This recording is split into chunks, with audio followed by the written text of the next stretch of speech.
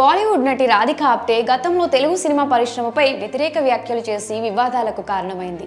గతంలో ఓ Tollywood senior hero తనను ఇబ్బంది పెట్టాడని వ్యాఖ్యానించి పెద్ద దుమారమే లేపింది. తెలుగు ఇండస్ట్రీపై హీనంగా మాట్లాడిన ఆమె ఇప్పుడు మరోసారి తెరపైకి వచ్చింది.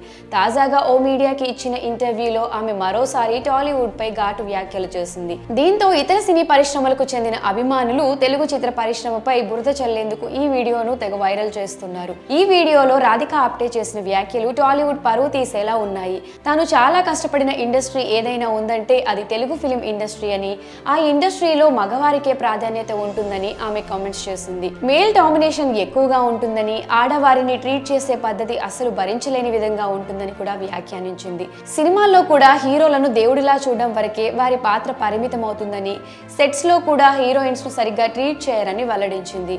హీరోలను మాత్రం ఎవరు ఏమీ అడగరని, పైగా హీరోల మూడ్ను బట్టే అందరూ ప్రవర్తిస్తారని తెలిపింది. అక్కడ తాను చాలా కష్టపడ్డానని, అందుకే అక్కడ పని చేయడం ఆపేశాను అంటూ కామెంట్స్ చేసింది. దీంతో రాధిక చేసిన వ్యాఖ్యలు వైరల్ అవుతున్నాయి. దీనిపై తెలుగు సినీ అభిమానులు ఆమెపై మండిపడుతున్నారు. టాలీవుడ్ లో చాలా మంది నటీమణులు ఉన్నారని, వారు పరిశ్రమలో హాయిగా ఉంటూ సంతోషంగా సినిమాలు చేస్తున్నారని కామెంట్స్ చేస్తున్నారు. రాధిక ఆప్టే కేవలం పబ్లిసిటీ కోసం చేస్తుందని కూడా కొంతమంది భావిస్తున్నారు. అయితే ఆమె కేవలం తనకు ఎదురైన అనుభవం గురించి మాట్లాడిందని, అందులో తప్పేమీ లేదని కొందరు రాధిక ఆప్టేకు మద్దతు పలుకుతున్నారు. రాధిక ఆప్టే తెలుగులో రక్త చరిత్ర, ధోని లెజెండ్, లయన్ వంటి చిత్రాల్లో నటించింది.